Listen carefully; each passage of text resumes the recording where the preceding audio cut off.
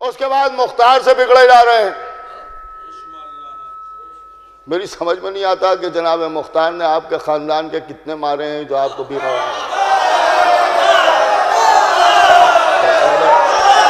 क्या परेशानी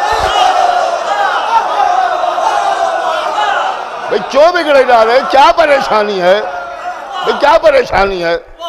जनाब मुख्तार ने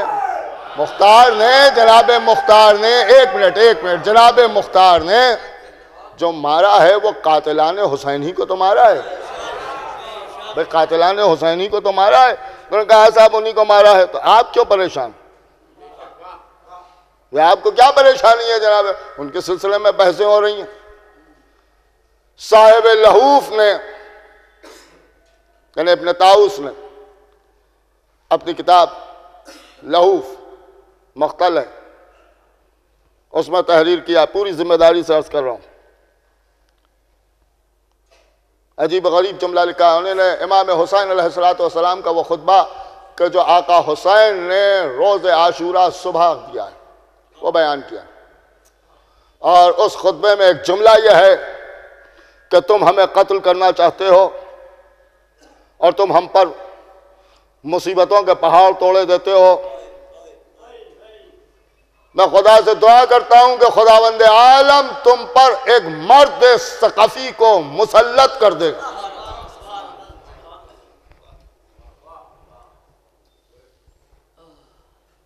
यह मख्तल लहूफ में लिखा हुआ है। इसका मतलब यह है कि मर्द सकफी, आप समझे कौन? मुख्तार सकफी, इन्हीं को अल्लाह ने मुसल्लत किया। एक जुमला, माशाल्लाह समझदार हजरात बैठे हुए हैं, मैं यूं ही अर्ज कर दूं कि जुमला पढ़ने के बाद तो ये समझ में आ गया कि मुख्तार हुसैन की दुआ का नाम है।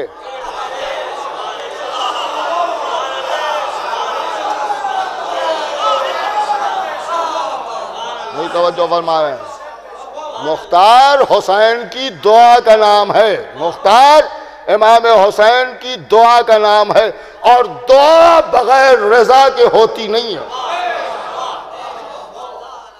नहीं तवज्जो फरमाई आपने, दुआ बगैर रजा के नहीं होती है। तो जब इंसान कुछ चाहता है तो उसी के लिए दुआ करता है, और हुसैन ने दुआ करके बता दिया कि इमाम हुसैन की दुआ का नाम है मुख्तार। अब इस पर बहस, साहब वो ऐसा था, वो वैसा था, वो ये था, वो था, वो कैसे आ गए, वो क्यों किया, फलान।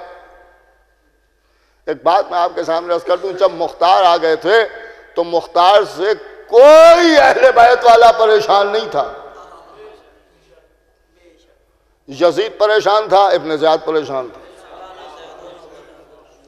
अब किसी के परेशान होने से हम परेशान नहीं होते हैं, क्योंकि हम समझ लेते हैं कि अब इन पर भी वही वक्त आ गया है जो यजीद और इब्न ज़ियाद पर आ गया था।